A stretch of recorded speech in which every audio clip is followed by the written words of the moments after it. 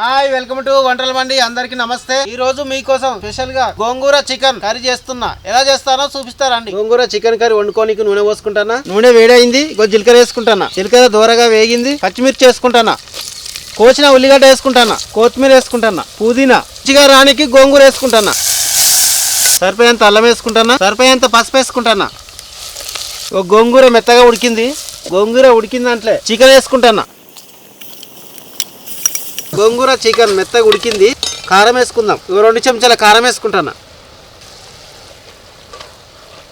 కారం వేసుకున్నాం కదా, ఉడికిందో ఉడకలేదో చూద్దాం. ఉడికింది. కొన్ని నీళ్లు పోసుకుంటాను. కలబెట్టుకోవాలి. రుచిగా ఉండటానికి పచ్చిదనాల పొడి వేసుకుంటాను. చికెన్ ఉడికిన దాంట్లో కొత్తిమీర వేసుకుంటాను. కొత్తిమీర వేసుకుంటే చాలా బాగుంటది, రుచిగా ఉంటది. చికెన్ లో గోంగూర వేసుకుంటే కొంచెం పుల్లగా ముక్కల కంటి మస్తు టేస్ట్గా ఉంది. గోంగూర చికెన్